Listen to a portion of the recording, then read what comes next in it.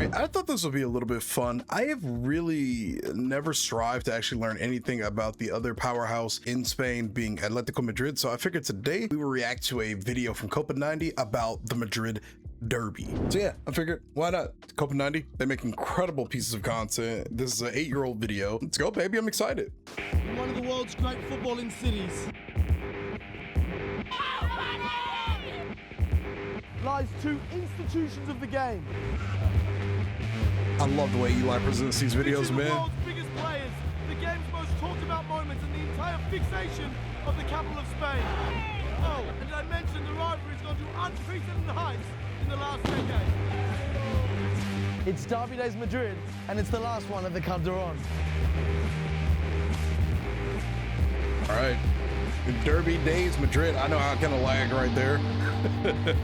Whilst today, most would consider El Classico as Spain's most heated rivalry, what many don't realise is that the Madrid derby has its own catalogue of heated, controversial moments. This is a tense derby. You have a moment where Mourinho is saying a few things that Mono Burgos doesn't like the sound of, and Mono Burgos is a big man. And he was like, okay, hey, you're the man. I'm not Tito. I'm gonna destroy you. He's a very, very big man. Don't fuck with me because I'm not Tito. I'll rip your head off. And a look back into the history of Spanish football will show you that at one time, Derby Madrileño was actually the premier rivalry of the Spanish Football League. I remember talking to Alfredo Di Stefano about this. He says, when we were playing, our rivals were Atletico Madrid. El Clásico es algo incluso mucho más político, pero Real Madrid, Atlético Madrid es algo más deportivo. Okay, Mucho más yeah, that makes sense. Fútbol. And whilst both teams of the Spanish capital proud, let's not get this mixed up. Here in Madrid, only one team reigns supreme on the pitch. Founded in 1902, Real Madrid met success instantly, with the club then known as Madrid FC winning the Spanish Cup 3 years into their existence. In the 1920s, King Alonso XIII granted the title Real to the club, but it wasn't until the mid-1950s and the influence of a new president that the monumental club we know today was truly born. Two men. The name of their stadium is Bernabeu, right? Also, so I did a little bit of deep diving a while back. Any like crest or logo or insignia with a crown on it means it's usually blessed by like royalty, right? Is that is that where the Real part comes from? Is that for literally any club called Real? Something blessed by the kingdom, monarchy, whatever you want to call it. Whoever the leadership is of the country, they bless that club basically, right? Let me know.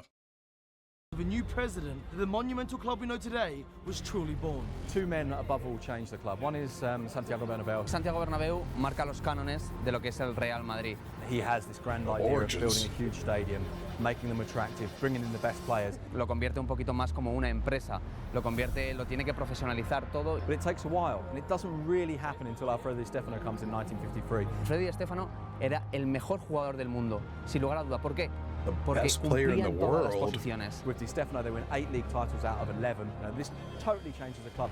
And Madrid's legend is born there. Bernabeu's era Should I react to created that? a mentality and culture of success that continued through to the 90s Galactico era to today, where now, under club president Florentino Perez, Real Madrid still win the biggest trophies, sign the biggest players, and arguably have the biggest following in world football. Todo empieza por Florentino Pérez. Florentino Pérez es un presidente que necesitaba a grandes jugadores muy conocidos, pues se fichó a Luis Figo primero, puso la institución aquí alto.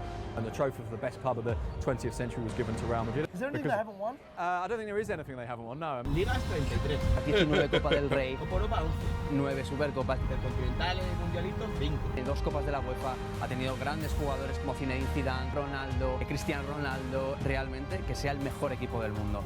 And it's this success that has turned Real Madrid into a financial behemoth, where every year the club generates hundreds of millions of dollars in revenue from sponsorship, shirt sales, stadium tours and international pre-season events, leaving the club standing alone on the football financial table with a valuation of nearly €4 billion. Real Madrid is the biggest club in the world in terms of the turnover, in terms of the size of the budget. However, this perennial success has breeded a fan base that demand an ever-expanding trophy cabinet, where whatever the cost of the players, however many managers they need, whatever the type of football, there is one priority: win.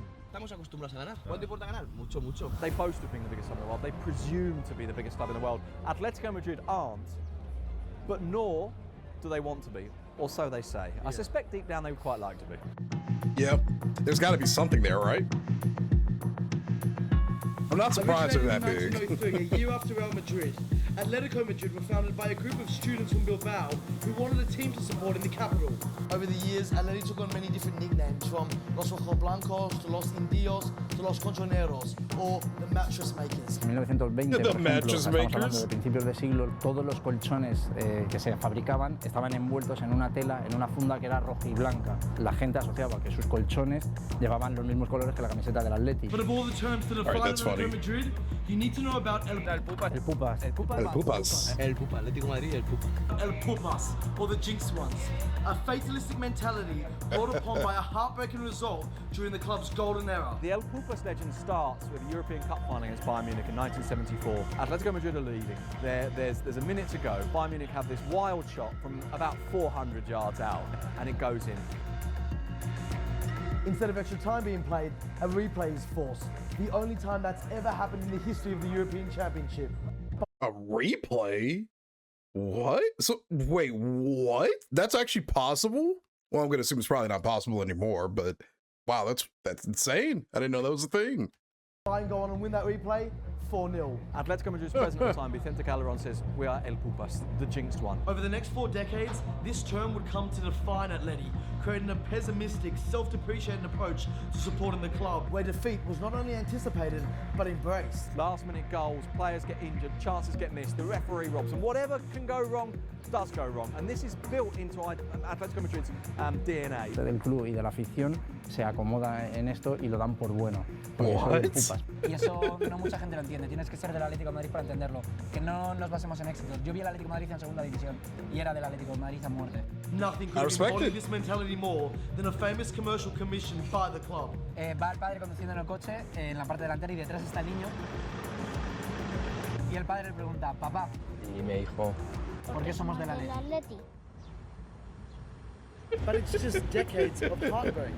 Yeah, but this is Atlético Madrid. Para mí, her break, but it's my break. 40 years of disastrous results only strengthen the legacy of El Pupas. From their presidencies, Jesus Gil. Jesús Gil. He was the crooked mayor of Marbella. He celebrates by riding around the city on an elephant. Crazy guy. El hombre que hablaba a los caballos y con Imperioso le decía, Imperioso, ¿cómo tenemos al Atleti? Imperioso, ¿qué tenemos que hacer con esto? Did he at least run the club properly? No, of course not. He ran the club in a disastrous way. It was absolutely shambolic. For what they did to their academy and best player. Jesus Hill had this brilliant idea. This youth system, it's costing us quite a lot of money. I think we should just get away with it. Una torpeza máxima de alguien que no veía más allá de sus narices. Yeah, Youth system that's a folds. terrible idea. All the Atletico Madrid's youth system players have to look for somewhere else to play.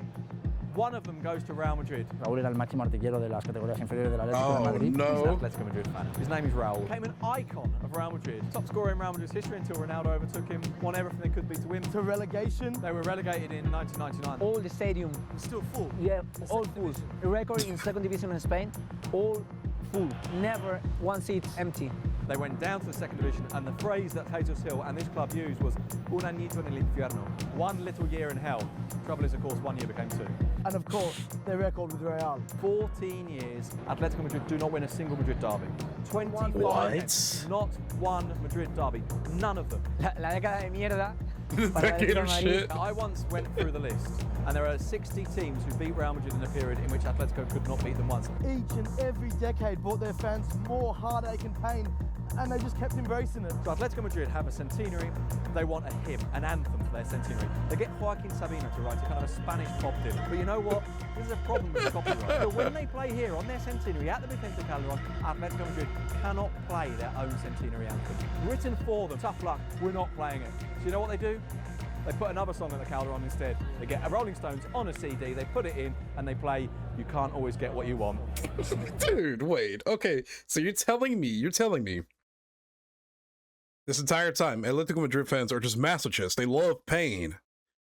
In a weird way, I really, really respect that.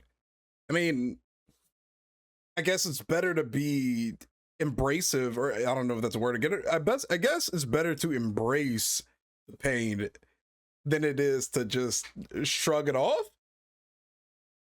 Yo, this is like being a Browns fan. We haven't won shit in 40 years, and that stadium will be filled every single game. Oh man, we're all psychopaths and I love it. Then in December 2011, with the club only 4 points above the relegation zone, they hit an all-time low. Perdimos contra el Albacete, que es un equipo de la segunda B, que es la tercera división en España, y fue un momento duro porque teníamos muy buenos jugadores. This is a bad moment. So I remember Gabby saying that at that stage Atletico Madrid was sunk. The result meant another change of manager, the 49th under the current president, but it turned out to be a blessing. You fire the coach and they get some guy from Argentina. No era cualquier tipo de Argentina. Not some guy. He was just some guy. Cholo Simeone. Era el hombre. El Cholo. Hombre, ¿ok? Era el elegido. The best coach ever have to Atletico Madrid. Ahí todo el mundo estaba diciendo, viene Simeone, ya está todo hecho, no hay ningún problema. No one expected this. Is that he creates a moral force that everyone else can fall in behind. The directors are on his side, the players are on his side, the fans are on his side. He's the only person who can really glue everyone together at Atletico Madrid. And everybody's rallying behind him. Y solo fue un milagro. El tipo llega, primer partido empate, y dice, espérate con esto. Siguiente, pues ganar. And they get a momentum going. Ganar. They start to win. Ganar. And they start to win. Y volver a ganar. Y volver a ganar. Simeone changes everything. That's insane. Cholismo comes back. This idea of a game by game. Cholismo, partido a partido. ¿No? What is this partido a partido? Piensa en el siguiente partido, no pienses más allá. Piensa en ganar al rival, sea quien sea. Sea el Real Madrid, sea el Kind of like being in the moment. They win the Europa League. They win the league against Barcelona in Barcelona Stadium. They're in the Copa del Rey final, in the Santiago Bernabeu, where they play Real Madrid, who they have not beaten for 14 years and 25 games, and they win. For the first time since 1999, an extra time goal from Miranda. Miranda, after the game, says, "This is for my son. This is for him who goes to school every day and they laugh at him for being an Atletico fan, who tomorrow will go to school in his Atletico Madrid shirt and no one will laugh at him." With Simeone, Atletico won almost everything possible. All that was left to break that El Pupas curse was to win the trophy from the tournament where it all began. 40 years, almost to the day, from that famous match against Bayern Munich, Atletico made the Champions League final again. The host city would be Lisbon. Their opponents, Real Madrid. Ooh, I love that actually. Wait, I've always wanted to go to Lisbon, by the way, but what did he do? What the hell did he do to the squad to make it work like this? Because that is just by random chance that it just starts going, better. I want to know what he said to these people to get them in gear like this. It's insane. Argentines, man, you guys are something else when it comes to the sport, be it from a manager standpoint or a player standpoint. God damn, man. But they think we've overcome this now. We've beaten them in the cup final. We've beaten them in the league. They no longer feel that they are the jinxed one. Despite all those clean sheets, wins and trophies under El Cholo, despite the fact that they were winning in that final until the 91st minute. There are 30 seconds to go. And Sergio Ramos jumps up and heads in a corner. Y... Get the goosebumps. ¿Y qué? La vida. Was it better because it was against Atleti? Penúltimo minuto de la final contra tu eterno rival y cuando parece que estás a punto de ganar, chao, tampoco, se acabó. You almost think that Simeone didn't get rid of El Pupas. He just meant that if El Pupas was going to sink Atletico Madrid, he had to do it in the most cruel, most heartbreaking, most horrible way imaginable. Cholismo was no match for El Pupas in the Champions League. And then in the final, the jinx comes back. Why? Because Europe is different. It started in Europe. But it doesn't end in Europe. And then extra time? Nada. You want to talk about it? In extra time, Real Madrid put 3 past an exhausted Atletico Madrid. And once again, Los Colchoneros went home with nothing. Real Madrid, however, won their 10th European Cup. The first ever club to win La Decima. Europe is Real Madrid's potion of eternal life. It's their elixir. It's what makes them who they are. It is Atletico Madrid's kryptonite. But Cholismo was all about fighting back. And somehow Atletico Madrid made the Champions League final again 2 years later. That's insane. This time, the host city would be Milan. Another city I want to go to. Real Madrid. It couldn't possibly be as cool as that, could it? It could. Milano, it's work for me. Milán era un silencio de tanatorio, de muerte, y solo se escuchaba esto.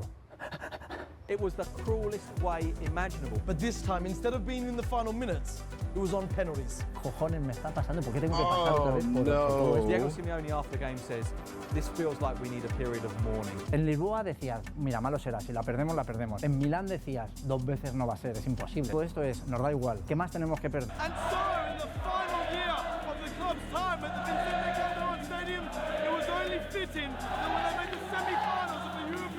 Champions League. They drew Real Madrid. This means their final ever game in the European Championship at the Vicente Calderon Stadium will be a derby against Real Madrid. Amongst this. And whilst the first leg of this fixture ended 3-0, in true Atleti style, no one seems to care. Basically, the Atleti fans, they're heading out to the hotel, just give one more show of support before that final derby. This sounds like it's going to be amazing. Pyro, chants, banners, hundreds if not thousands of people. Is that right? Thousands of people? I love how expressive Eli is in his documentaries, man. So much energy. He's just so entertaining constantly. Damn. Come out. I stayed at the hotel right next to Burgos. You see, they're like, what the hell is going on?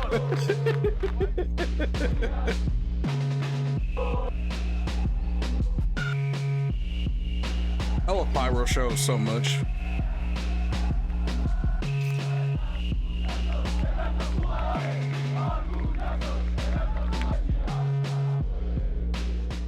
Imagine tomorrow if they do that. Their last chance for retribution. The only thing you can think now is, what are they going to produce for that last derby at that home stadium? Forget El Classico, man. So this is the last part in that stadium. So just so I fully understand, so this was just the last time in that stadium, but it wasn't obviously their last time. Obviously in the Champions League, I guess, right? What stadium do they have now? Mañana.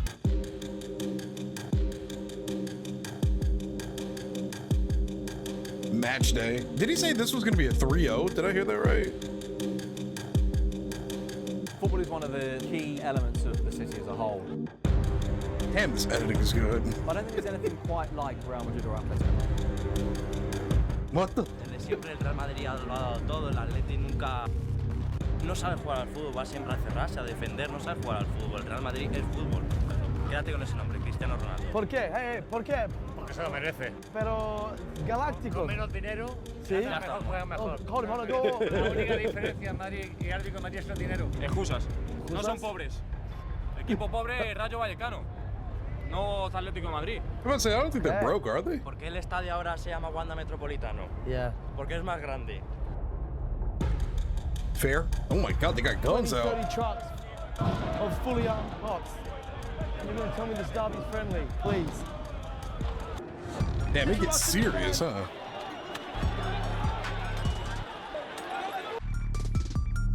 I never would have guessed this derby is this serious. Holy smokes. We're ducking bottles, flares, everything. I don't actually know what the circumstances are behind what we just saw, but these guys are emotional. This is their last ever derby outside the stadium. I'm not justifying the scenes we saw at all. There's no need for tossing glass bottles at anyone. But these guys... It's a part of it, man. I get it. I don't think you gotta just... There's always a running joke that in La Liga there's no passion, the fans are no passion. I just hope this energy translates into positive stuff in the stand. Is that true? Is that really how La Liga's looked at, even to this day, like 7 years later, 8 years later? Oh, well, with 10 minutes to go, things have calmed down because people have realized they want to watch the match. Queues are insane to get in. Just imagine if they actually equalize the aggregate. Scenes. I think that all the emotions, you know, from Lisbon and from Milan are gonna come back to Atletico Madrid fans. So this is the last European game, the last derby here in the stadium. So, you know, all the feelings, all the emotions, you know, get mixed together tonight. I mean, damn, that's a beautiful stadium. If they get one goal, you know, it's gonna be like that crazy. Everyone's gonna be mad. Oh, please don't let it be another heartbreak. Please don't let it be another heartbreak. Everyone.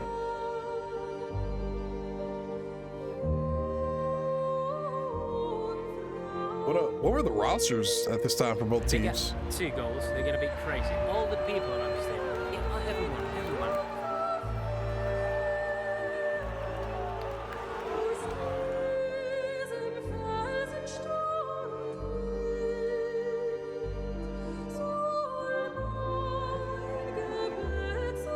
They are mental. You know, you're never going to see something like this.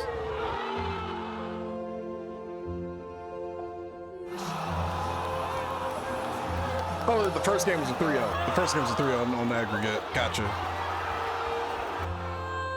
So we need what? Two more goals here? Dude, look at those two on the left.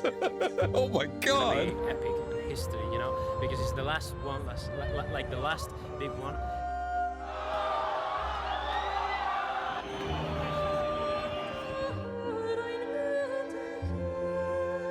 All the feelings, all the emotions, you know, get mixed together tonight. Damn, that's just the half. Oh my God.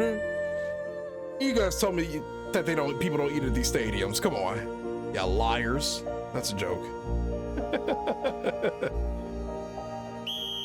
Here we go.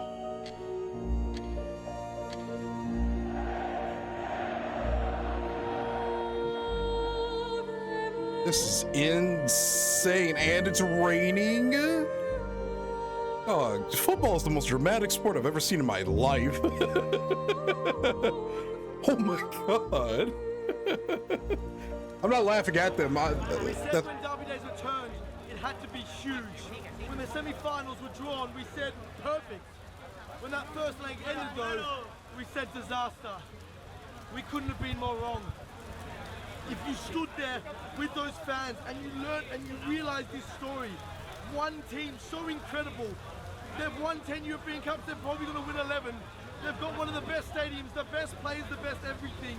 And they stand alone in club football. But on the other side, this team who fail and fail and fail again. And even when they succeed, even when they win, they've failed because they've let their rivals, their big brothers of the city, go again.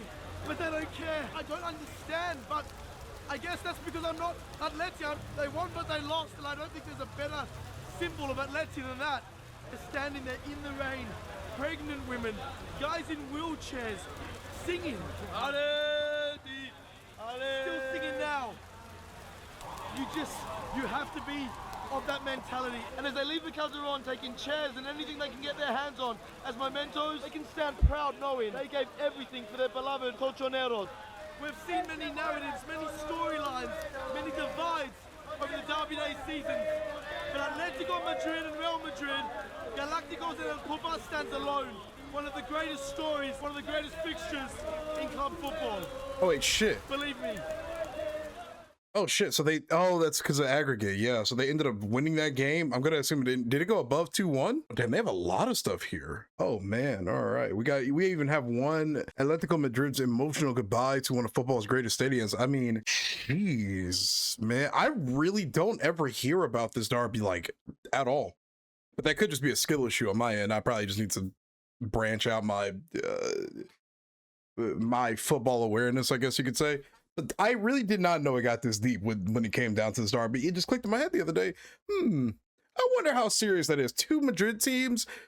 I've heard a little bit about the jinxes that come with Atleti, and then obviously we all know Real Madrid. Everybody knows Real Madrid, so that's crazy, man. That's so unfortunate. Do they ever beat them eventually and do something with that? This was 8 years ago. Please tell me it doesn't end like this and it's still not the same, you know? All right, I've decided we're gonna watch this one too. For a football fan, a stadium is far more symbolic than just where the team plays.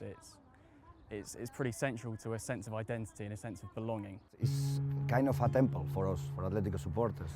To me, I think Calderon is a feeling. It's impossible to feel more home than we feel here anywhere else in Madrid. It looks like you're losing a friend.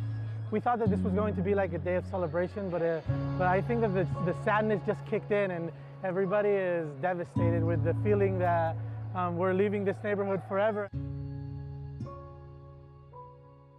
So what does that stadium do now? It's just closed? It moved to the Calderon in 1966 from the original Metropolitano. This is a working class neighborhood.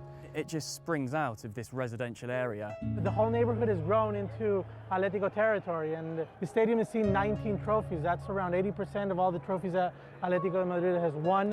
I would say that the vast majority of the people are used to the stadium, and this is where the team has really grown. Vicente Calderon is definitely a place where Atletico has grown to find its own identity. Yeah, I think it's really fitting that it's Simeone's team who are going to see out the Calderon era for Atletico, and not just because of the immense success they've had over the last 5 years. On the pitch, they're gritty, they're determined, they're dogged. They're not always associated with flowing football. And by the same token, the Calderon, it's not state of the art, but it's got that intense, visceral passion. The team feed off the intensity of the Calderon, and the Calderon feeds off the intensity of the team as well.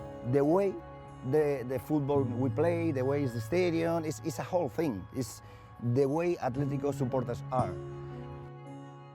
They're leaving their shirts behind, man. A lot of people that first memories coming here with their parents and enjoying the first match, and they remember the first player they saw. Well, I have to say that personally, Vicente Calderon is where I watched my first football match, because I came from the States when I was 10, and I had never watched a football match before. I remember the first thing you can remember when you walk into the Vicente Calderon is the intense light that you see from the glow, and then you see the green, the intense green. The stadium is not covered, so the light gets in the stadium, and when you see the whole stand with red and white t-shirts and scarf, the landscape is amazing. That like impressionistic view is what many of us remember as our first time in a stadium.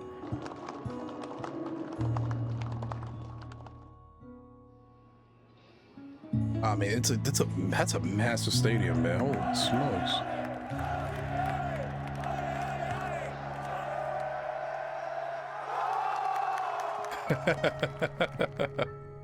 Damn, 1966 to 2017. I don't know Atletico played in any other stadium at home. We'll always think with a certain sense of remorse that we should have stayed here, or we should have looked for a location that was nearby. It's our home. In fact, that's why we are really sad. We don't know what's going to happen in the future. Well, I think it will be interesting to see how Athletic fans grapple with that change in terms of their identity. Because it could be seen on the face of it as a bit of a shift towards what they've previously identified themselves as being against. Because it's not a new building, it's at the other edge of the city. So it's terrible news to leave this neighborhood. And sure, it will be different, maybe it will be even better, but the years we have been with Atletico here, but it's going to feel like playing away for quite some time. I do have the feeling that we're not going to feel at home for quite some time. Mm-hmm.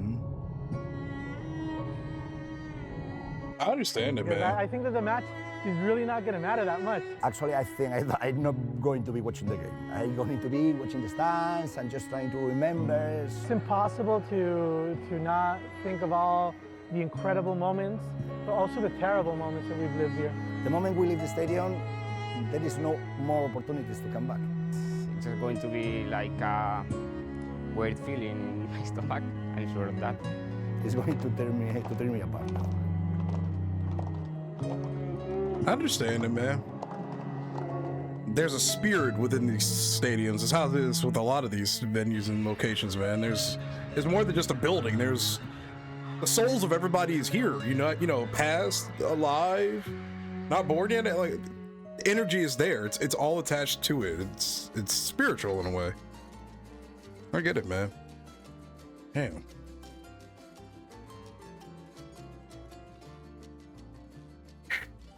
I love this sport. I love this sport, man. I love everything about football. I really, really, really, really love this sport. It checks every single box that I look for in something. As a guy who gets really obsessive about a lot of different things. I get really passionate about a lot of different things. I get attached to things kind of easy. It's a blessing and a curse. It's actually so insane how much I really love this sport, man. Very thankful we have the opportunity to see stuff like this. Otherwise, I mean, like, I would never see any of this if it wasn't for, I guess, the internet, until I can actually, you know, travel to these different countries and experience these different things, man. This is cool, man. I really, really, really love watching these documentaries. I really love learning about all these different football cultures. And even if it's the same story of how much something means to another culture, it's so exciting to just see the passion and just see the love, see the attachment that everybody has to football. I kind of segued a little bit there. We were supposed to be talking about the Madrid derby, and then it got real emotional at the end right there. But incredible videos once again from Copa 90. Always, I'll leave links to these original videos in the description down below. 8-year-old videos, and it's crazy how much they hit almost a decade later. Oh man, these guys are incredible at doing some storytelling, man. But yeah, I didn't know the Madrid derby got that deep. I didn't know it was that lopsided either, but I am very entertained and I guess like pleased that the Atleti fans embrace the chaos basically That's so cool, man. So thanks for watching. Let me know what you thought about this reaction in the comments down below and by hitting that like and subscribe button combination. And as always, this has been Jay with another football reaction. Hope to catch you in the next one. Have a great day. Peace.